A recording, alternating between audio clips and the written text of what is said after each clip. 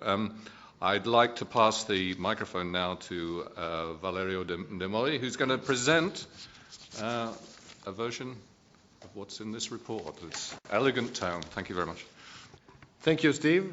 And as you can see, I may need 3 days to present it thoroughly, but I'm not. So I'm just trying to maximize the use of the 20 minutes I have to let you perceive what it is about. So I need to be a little bit quantitative also in my report to you. And I'd like to cover not all of the key inputs that we have elaborated, but few of them, and I will spend a few minutes before Commissioner Barnier's speech about some of the ideas we would like to raise on the Single Market Act and some of the recommendations that the Advisory Board has elaborated. Again, special thanks to our scientific committee members, Antonio Borges, Vladimir Dlohy, and Wolfgang Schussel, for having participated throughout the years in our process and in the thought we have elaborated, and also to the business leaders of GE International, Enel, Philip Morris International, and ING Direct for the participation through the process. As I said, this is the 5th edition of this gathering that every 18 months we like to have here in Brussels. We had the honor of having got other commissioners in the past, Commissioner Almunia and other in past editions. The issues I am going to raise in my speech here are the issues related to the competitiveness index we elaborated. Antonio said before, we need to take care of long-term competitiveness and structural changes that can affect the improvement of the competitiveness. We are proud that we have been measuring that in the last years on a comparable way, and we want to offer you an overview of these year results. The speedometer that we have elaborated to measure the degree of speed that different member states are having in the process. The issues of growth have already been elaborated by Antonio in his speech before, so I'm not touching that particular one. And on the Single Market Act and the recommendations, I will try to outline what hasn't been outlined already by other colleagues before me. In terms of methodology of work, we have assessed the 27 member states. We have elaborated 52 KPI for each one of the single member states, and we have aggregated those KPIs in 10 macro factors of competitiveness. And we have defined a ranking system 1 to 10, KPI by KPI, where 1 is the least competitive country in that specific KPIs, and 10 is the measurement of the maximum performance in that particular KPI. And then we have defined a weighted average within the single factors and among the factors overall. The 10 macro factors are external openness, innovation and education, macroeconomic stability, business environment, labor market, people and well-being, finance, public sector, environment, and networks.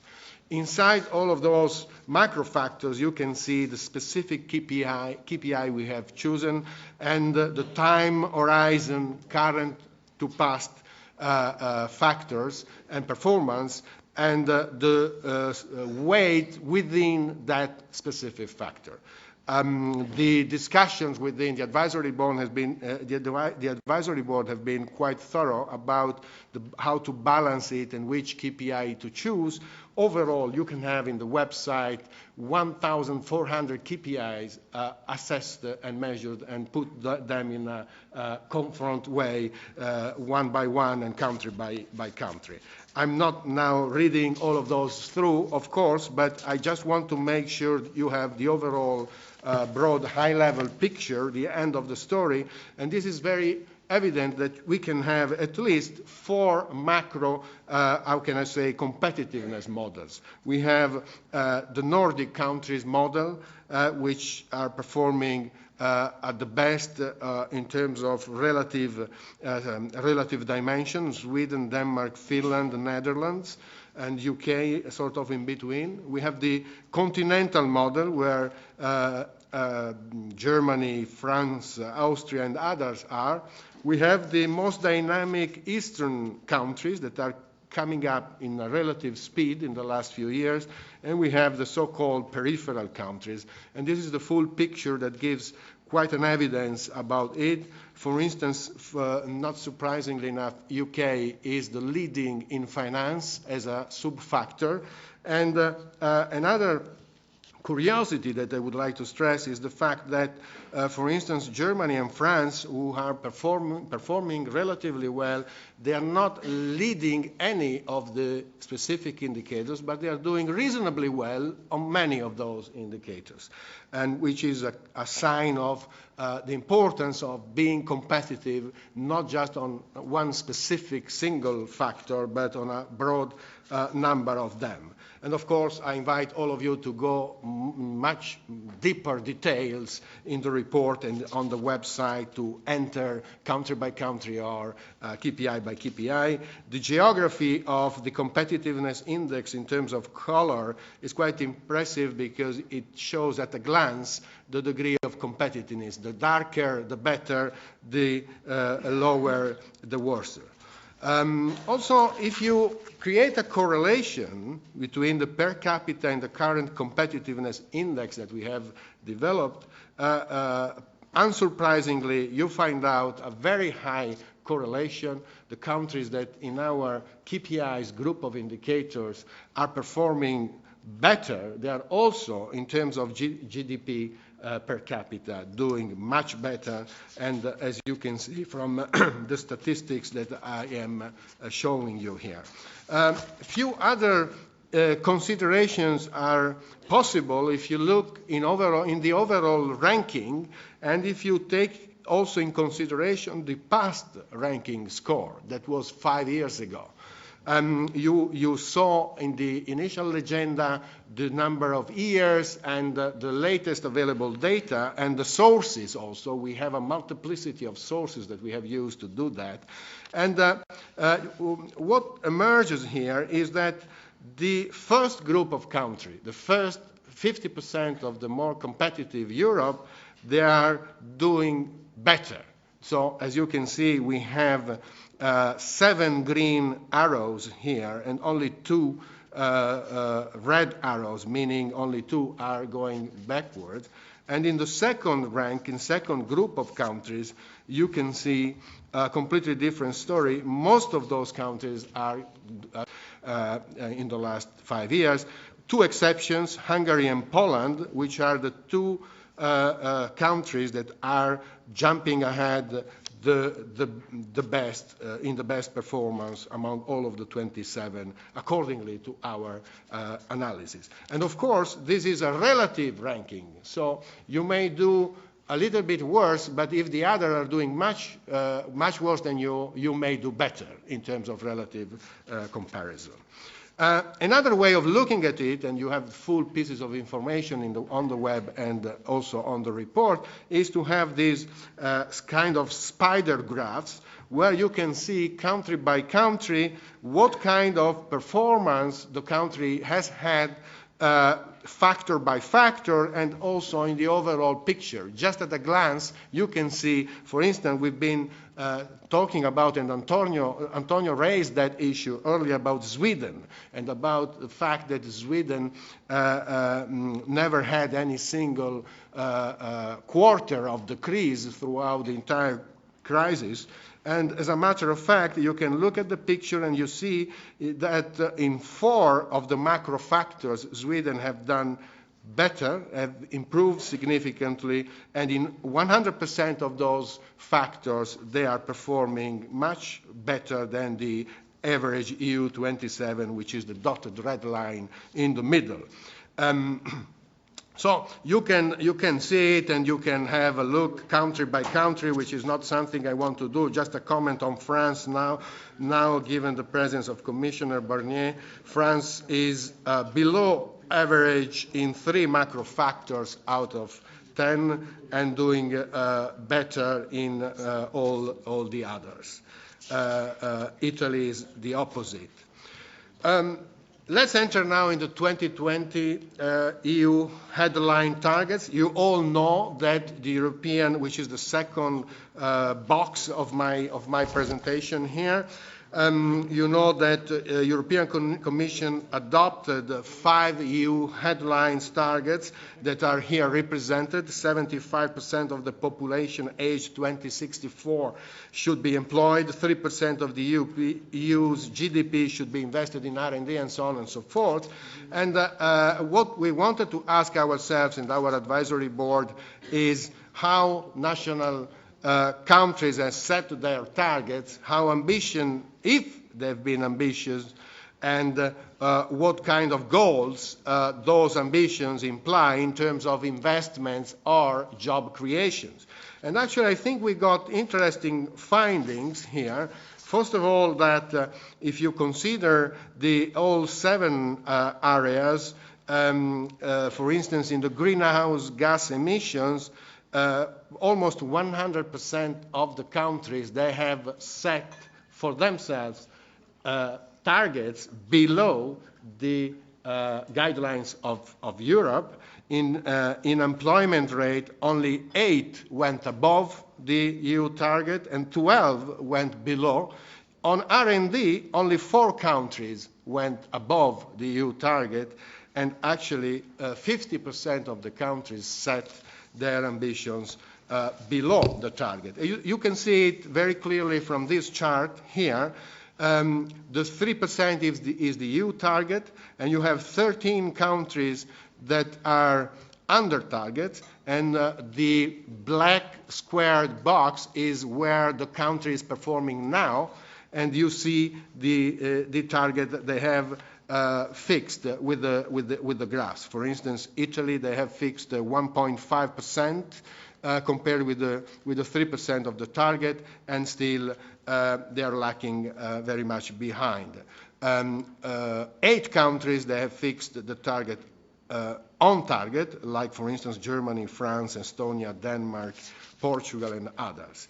Then if you go with further details, before the slide of Italy, can you just stay one back on Spain?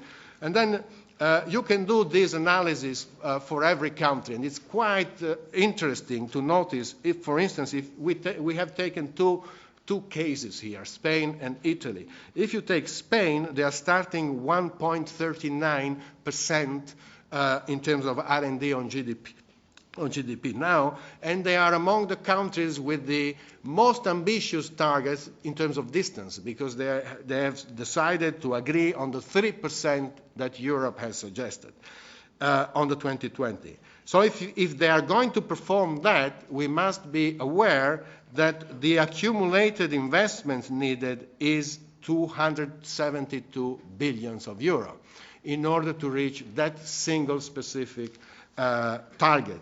And I think that, and this is we invite the Commission and whoever is studying and supporting this process to have a systemic view that puts everything on the same table, because only through that kind of analysis you can have a very full picture of how sustainable this is. And we have used the IMF projections in terms of GDP growth up to 2017, and we have extrapolated the same average compounded annual growth to the following years to arrive to that estimated, which means 125 billion additionally to the current level of absolute investment in research and development. This is, I remind you, public and private.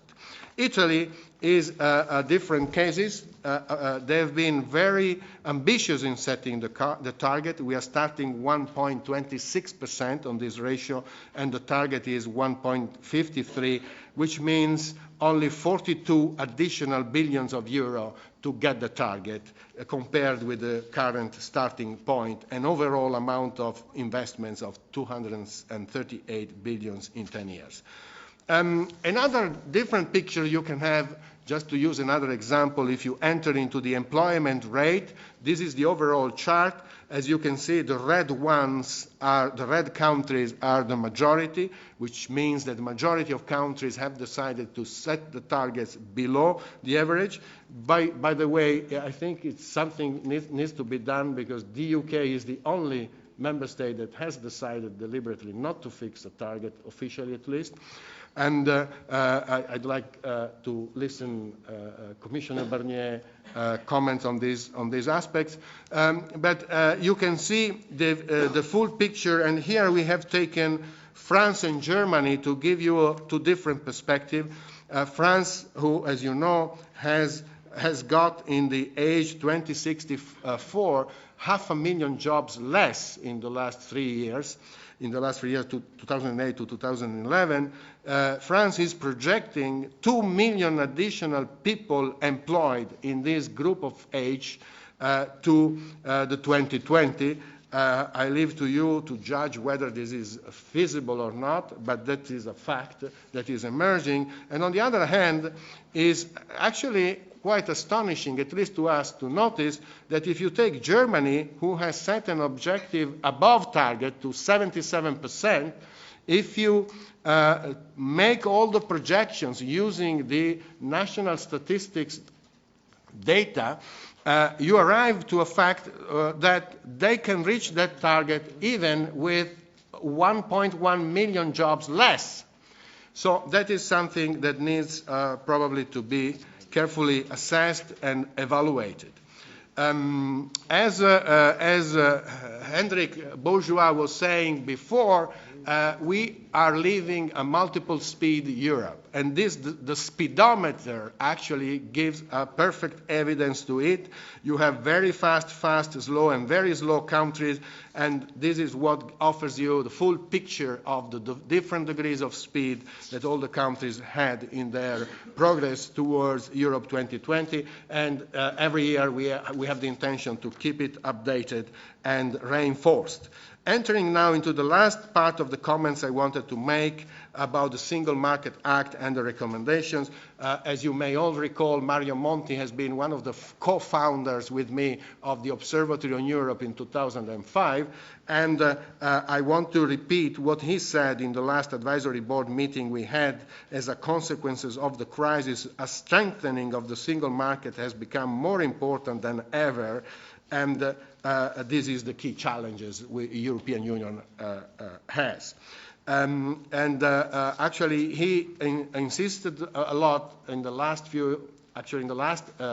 edition to raise the topic of monitoring the progresses of the single market and to be propositive with additional concepts and ideas. You all know about the background of it, and we are proud that Commissioner Barnier is here with us, and he's the key protagonist of all of this. You all know that we have the 12 levers to relaunch growth in the EU, and in the report you have full details about the background and about what has been done so far, and about the degree of assessment that we as a working team we have put into this process, and the additional ideas that we may raise. So methodologically, you can see green light, yellow light, and red light in the process, exactly like we have here to run the meeting, very punctual, which means I am 2 minutes to the end of the allocated time.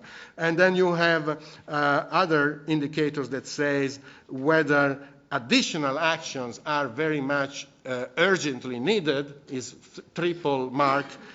2 marks just to mention urgent additional need for reforms, and only 1 if not. We have offered 43 recommendations, and I know that also Commissioner has distributed a paper that he will introduce shortly.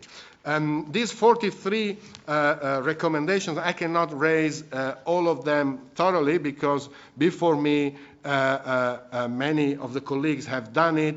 So, for instance, networks was raised by Roberto Zangrandi, intellectual property rights by Livio before, the public procurement again by Hendrik, Wolfgang talked about citizens' mobility and welfare, finance was raised by Antonio and also by Alfonso before me. So I want just to raise a couple of issues here and there.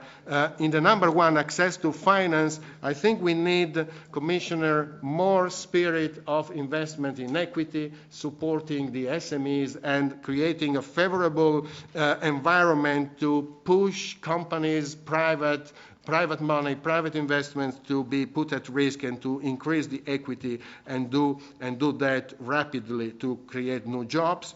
We have opted for an European export credit agency to work as a common denominator to support SMEs expansion outside Europe. We have hoped also for English as the unique language to harmonize the legislation in terms of property rights, for instance. We have raised more emphasis on innovation, and public procurement is a tool. Innovative public procurement also is relevant, but we have 2.5 trillion of public procurement and 18% of total GDP is in this area, so we need to accelerate in that area. And also another very simple idea, very little cost that we would love to see put in place is to create a sort of European body to create benchmarks and disseminate best cases.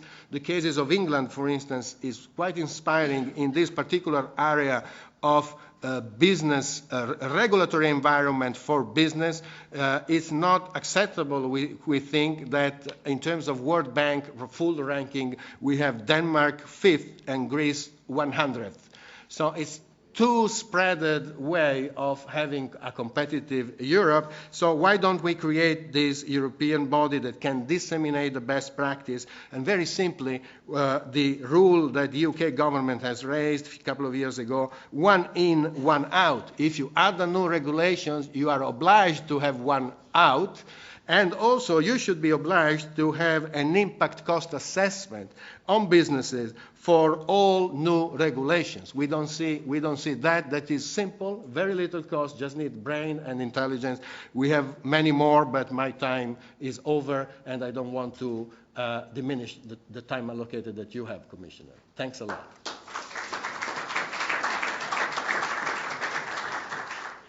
Very cogent analysis, and not only that, but some interesting proposals about how one might move forward.